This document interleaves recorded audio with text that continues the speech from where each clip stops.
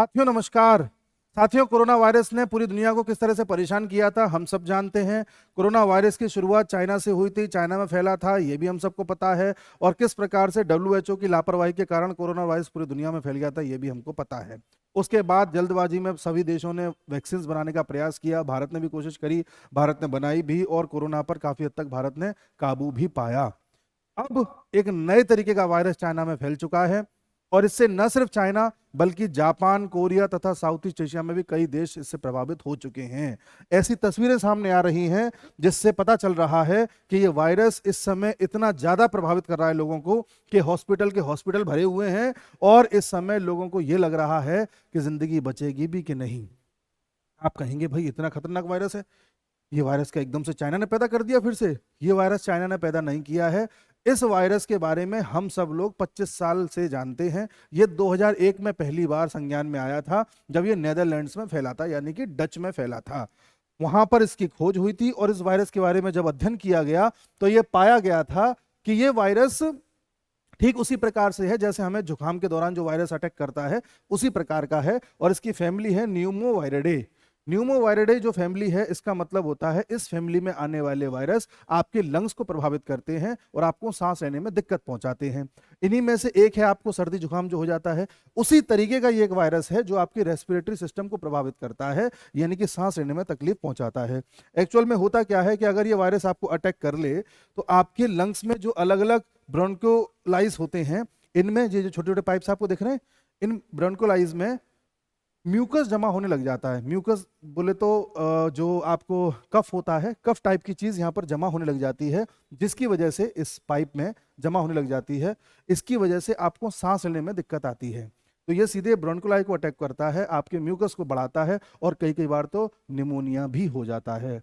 ये वायरस मुख्यतः 5 साल से कम के बच्चों को अफेक्ट कर रहा है, बुजुर्गों को भी अफेक्ट कर रहा है, और ऐसे लोगों को प्रभावित कर रहा है जिनका इम्यून सिस्टम कमजोर है। अध्ययन के अनुसार, स्टडी के अनुसार अभी तक ये पता चला है। तो इसमें जो जवान हैं उनको ज्यादा प्रभावित नहीं कर रहा, लेकिन संख्या हर तरह के लोगों के अस्पताल में देखी गई है।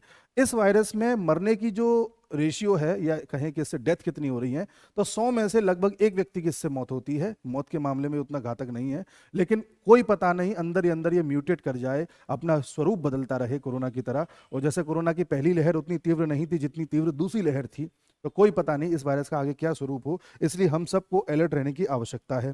दूसरी बात, ये वायरस न सिर्फ इस समय चाइना को परेशान किए हुए है, चाइना के लोगों को अस्पतालों में पहुंचा रहा है, बल्कि ये वायरस जापान को भी परेशान किए हुए है। जापान में पिछले कुछ दिनों में 7 लाख से भी ज्यादा केसेस आ चुके हैं इस वायरस के। देखिए मैं आपको खबर दिखाता हूं। The total number of cases in Japan for the current season, इस सीजन में 7 लाख से भी ज्यादा केस आ चुके हैं। और अगर दिसंबर की बात करें तो जापान में 94,000 केसेस आ चुके हैं। जापान को भी इसने लपेटे में ले लिया है। अब डब्ल्यूएचओ की कमी कहां है? डब्ल्यूएचओ ने अभी तक इसको एक गंभीर बीमारी के रूप में विश्व में घोषित नहीं किया, अलार्मिंग इमरजेंसी स्टेटस इसको दिया ही नहीं है अभी। दूसरी, डब्ल्यूएचओ गलती क्या कर रहा है कि जब इस वायरस के बारे में आपको 25 साल पहले पता था, नेदरलैंड्स में जब ये फैला था, तब से लेके आज तक इस पर कोई वैक्सीन ही नहीं बनाई गई है। और अगली इसमें बात क्या है कि अभी भी चाइना में और जापान में, अन्य देशों में जब ये फैला हुआ है, तो इसके बारे में अध्ययन करने के लिए, इसके केसेस की स्टडी करने के लिए कोई ऐसा डेलीगेशन गया ही नहीं है। ना भारत की तरफ से गया है, ना डब्ल्यूएचओ ने भेजा है। जब तक आप अध्ययन नहीं करोगे, आप ये नहीं जानोगे कि ये कहाँ तक गंभीर परिणाम दे रहा है, तब तक आप तैयार कैसे करोगे अपने आप को? हम तो सिर्फ ये कर सकते हैं कि सब लोग मास्क लगा करके घूमें, या फिर जहाँ पर भीड़ भाड़ वाले इलाके में जाएं, वहाँ पर अपने आप को अलर्ट रखें। दूसरी बात, ये वायरस इसी साल फैला है ऐसा भी नहीं है। 2023 में सेम वायरस ने यूएसए को भी परेशान किया था, जहां पर 2023 में बताया जा रहा है कि 2022 की तुलना में 36% ज्यादा केसेस थे। ऐसा यूएसए में काफी ज्यादा चर्चा में ही रहा था, और लोग इसकी वजह से काफी ज्यादा हॉस्पिटलाइजेशन भी करवा रहे थे, और इसकी वजह से कई लोगों को कई ज्यादा दिक्कतें देखने को भी मिली थी। बट हाँ, ये है कि ज्यादा मृत्यु नहीं हुई थी, तो इसलिए ज्यादा चर्चा में आया नहीं था।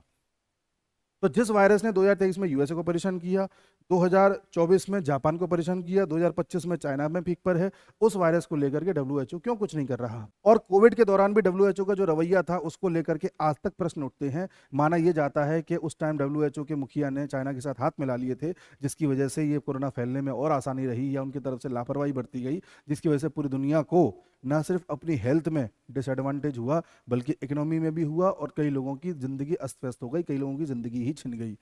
इस तरह की चीजें उस वक्त हुई थी। परंतु ये वायरस चूंकि चाइना से स्टार्ट नहीं हुआ है, ये बहुत पहले से अन्य देशों में भी फैला हुआ है, तो इस बार आप चाइना को कटघरे में खड़ा नहीं कर सकते। लेकिन हाँ, ये बात हमें मान के अब चलनी चाहिए कि आए दिन जिस हिसाब से वायरसेस सामने आ रहे हैं, आजकल युद्ध का तरीका बदल गया है। युद्ध आजकल 3-4 तरीकों से लड़ा जा रहा है। युद्ध अब वैसे नहीं लड़ा जाता जैसे आपने तोप गोला मार दिया, बंदूक मार दी ना। अभी आपने हाल फिलहाल में सुना होगा, यूएस में 24 घंटे में 4 जगह धमाके हुए। आपने जर्मनी में सुना, यूएस में भी सुना कि एक आदमी ट्रक लेकर के या कार लेकर के चढ़ गया लोगों के ऊपर। ये एक नया तरीके का आया है अटैक करने का तरीका। भाई लोगों को मारना है इनको, तो लोगों को ये ऐसे मार रहे हैं। दूसरा तरीका ये आया है कि आप जानबूझ करके इस तरह के वायरस बना दीजिए। भाई कोविड-19 पर आज तक हमें डाउट है कि चाइना ने जानबूझ करके बनाया या बाय एक्सीडेंट फैल गया। तो इस तरह का वायरस बना करके भी हो सकता है कोई देश हमला करना चाहे या किसी देश के लोगों को प्रभावित करना चाहे। तीसरा तरीका निकल करके आया है नैरेटिव का। जानबूझ करके ऐसी अफवाहें फैलाई जाती हैं दुनिया में, जानबूझ करके ऐसी खबरें फैलाई जाती हैं जिसकी वजह से लोगों की बुद्धि भ्रमित कर दी जाती है, लोगों का ब्रेन वॉश कर दिया जाता है, और इसमें कई नेताओं का तख्ता पलट तक हो जाता है। भारत में किस तरह से चुनाव से पहले एक के बाद एक वीडियोज आए थे, आपने देखे। यूएसए में किस तरह से नैरेटिव बनाया जा रहा है इस वक्त, वो आप देख रहे हैं। दुनिया में ट्रंप को लेकर के क्या नैरेटिव बनाया जा रहा है, वो आप देख रहे हैं। बांग्लादेश में भारत के प्रति क्या नैरेटिव बनाया जा रहा है, बांग्लादेशियों को कैसे भड़काया जा रहा है अंदर ही अंदर, ये आप देख रहे हैं। तो नैरेटिव भी एक तरीके का वॉर निकल के सामने आ रहा है। उसी प्रकार से एक और तरीके का वॉर लेकर के आ रही है दुनिया, या चाइना जैसे देश लेकर के आते हैं, वो है आईटी सेक्टर पर हमला। हम सभी की दुनिया आज की डेट में इंटरनेट से जुड़ चुकी है। हमारा बैंकिंग सिस्टम हो, हमारी रेलवे सिस्टम हो, हमारी और खुफिया जानकारियां हो, सब चीज़ हम कंप्यूटर से, सोशल मीडिया से या इंटरनेट से करते हैं। जिस दिन चाइना जैसे देश के दिमाग में आ गया कि अब हमें इंडिया के बैंकिंग सिस्टम पर अटैक करना है, तो इनके लिए आसान है। वो तो अच्छा है कि हम लोग एक पैरेलल फोर्स रखते हैं, हम एक अपना पूरा एक आईटी सेल इसी चीज़ के लिए डेडिकेटेड रखते हैं कि इस तरह की सिक्योरिटी हमारी बनी रहे, साइबर सिक्योरिटी हमारी बनी रहे। लेकिन कभी इसको भी ब्रीच कर दिया गया तो सोचिए हम कितने ज़्यादा थ्रेट में हमेशा रहते हैं। उसी प्रकार से एक और तरीके का युद्ध की तरीका निकाल करके लोग लेकर के आए हैं इस तरह के देश, वो है आइडियोलॉजिकल वॉर। लोगों को उनकी आइडियोलॉजी पर हमला करके उनको भड़काओ।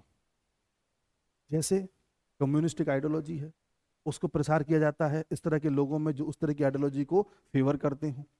आपने कई ऐसे केसेस सुने होंगे जहां पर चीन ने इस तरह के देशों को प्रभावित करने की कोशिश करी जो उसकी विचारधारा से मेल खाते हों। हमारे देश में कई मीडिया हाउसेस हैं जो चाइना के इस प्रभाव में आकर के चाइना की ही गुणगान करते हैं। आपने हमारे ही देश में ऐसे लोग भी देखे होंगे जो चाइना के खिलाफ कभी कुछ बोलते ही नहीं है। हमारी कांग्रेस जो पार्टी है, कभी कांग्रेस पार्टी के लीडर राहुल गांधी चाइना के विरोध में कुछ नहीं बोलते। एक दौर वो भी था जब यहाँ पर सरकार में जो डिफेंस मिनिस्टर हुआ करते थे वो ये कहते थे कि चाइना के बॉर्डर के पास हम रोड्स नहीं बनाएंगे क्योंकि इससे चाइना नाराज हो जाएगा। उनको चाइना को नाराज करने में डर लगता था।